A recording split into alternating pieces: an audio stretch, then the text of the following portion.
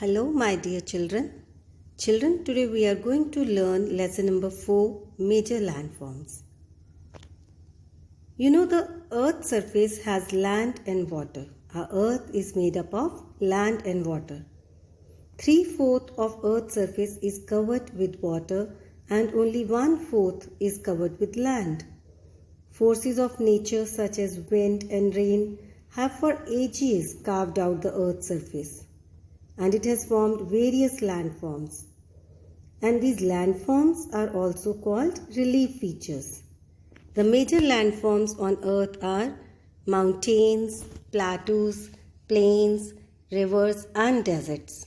So today in this chapter we will learn about all these relief features in detail. Mountains.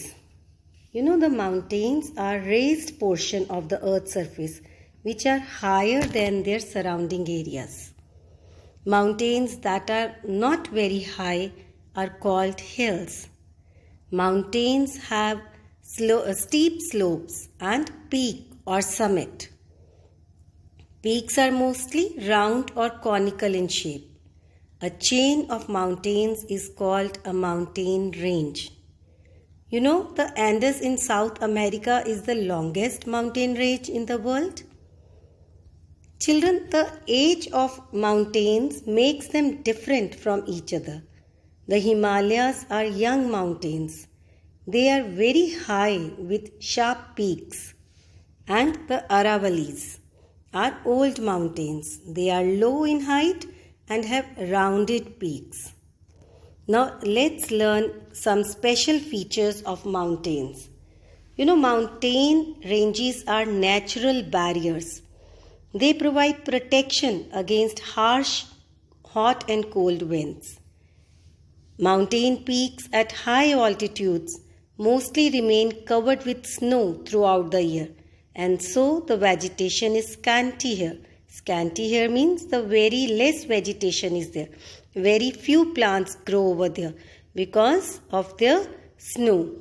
Mountainous regions are thinly populated because of the harsh climate and steep slopes.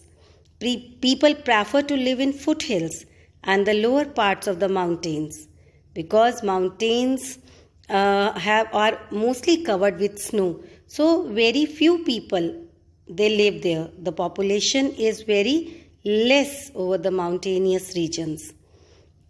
Then mountain glaciers are source of many rivers. These rivers follow a long course and provide water to many regions. You know, many rivers originate here and provide water for irrigation and other day-to-day needs of the people living near them. Then mountains, especially the lower areas, are rich in flora and fauna.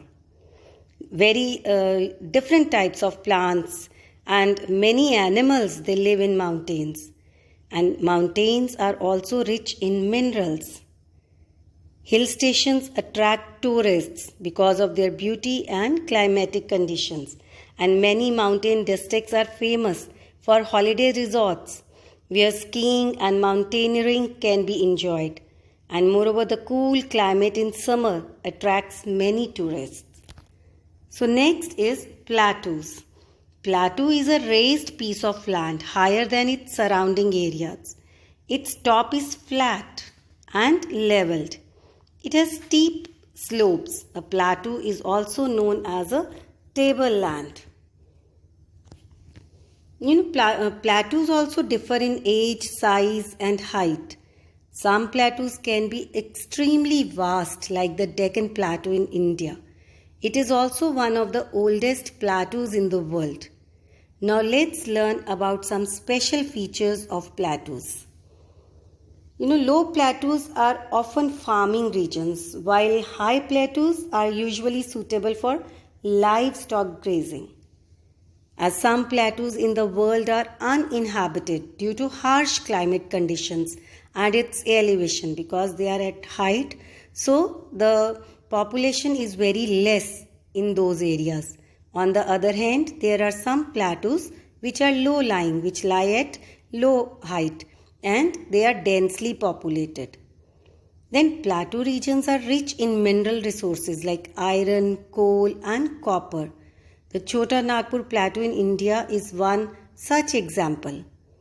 Then rivers flowing through the plateaus make waterfalls, and these are ideal sites for generating hydroelectricity. Then plateaus with rich, fertile soil are good for agriculture, and less fertile ones are used as grazing land. Then many plateaus are great tourist attractions because of their scenic beauty, like the Grand Canyon carved out by the Colorado River, located in Colorado Plateau, the USA. So now let's learn about the next relief feature, plain. What are plains? Plain is a vast stretch of flat and level land. Plains are also called lowlands and extend over hundreds of kilometers. About 1/3 of land surface is covered by plains. The plains found along the sea are called coastal plains. For example, the western coastal plain in India. And plains are usually formed by rivers. The rivers flowing down from mountains carry sand and silt with them, which they deposit along the river banks. And this form the fertile plains. For example, Ganga Brahmaputra rivers form the northern plains in India.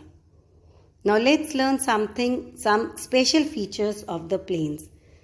Plains are areas that are usually well populated because the soil is good for farming. Agriculture becomes the major occupation of the people living in plains. Then roads and railways are easily built between rural towns and cities. Most of the big cities and towns are found in plains. Then large industries such as textiles, automobiles, iron and steel also developed in plains because of connectivity and transport facility. Then thick forests usually thrive on plains. In humid climates, grasslands cover dry plains such as Great Plains in the United States. Then coastal plains or regions are ideal for fishing sites also. And the silt brought down by the rivers make the soil so fertile that it becomes suitable for agriculture, and so a variety of crops can also be grown. Then, since ancient times, plains have served as a cradle to some of the world's major civilization. Now the next is rivers. A natural downward stream of water from the mountain is called a river. It flows towards an ocean or sea. A river on its journey from the mountains to the ocean passes through 3 different stages. And these 3 different stages are youthful, mature and old stage.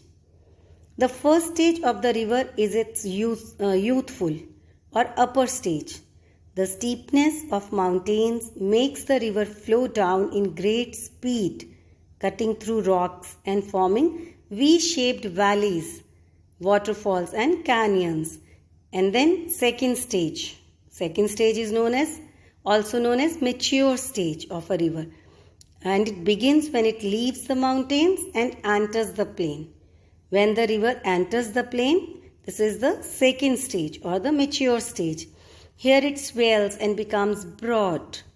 So in plains you must have seen the rivers become broad as it is joined by its tributaries, and the speed of the river decreases.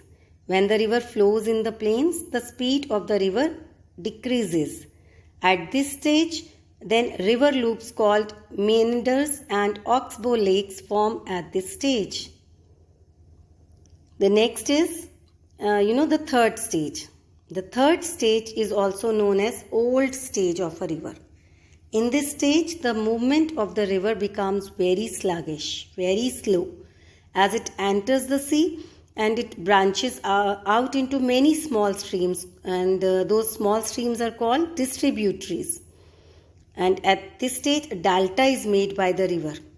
The world's largest delta, the Sundarban Delta, is formed by the Ganga Brahmaputra rivers in India. The next important relief feature is deserts.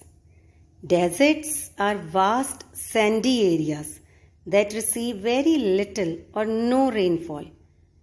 Temperatures are extreme in desert, and flora and fauna is also very limited. Then deserts are of two types, hot and cold. Ladakh and the Thar Desert in India are examples of cold and hot deserts. Some of the special features of hot deserts are its extreme climatic conditions which prevail in desert. The days are very hot because of sand and nights are cold. Then deserts are generally very dry. Why they are dry? Because of the rainfall, because they receive very little or no rainfall. Then sandstorms are very common in these areas. Small hills of sand called dunes are formed as the sand moves from one place to another due to strong winds. Then plants like cacti and date palms, which require very little water, are found in these areas. And sometimes water collects in small pools around which vegetation grows, and this small pool is known as an oasis. So children, these are the main landforms of the earth. I hope you understood the chapter.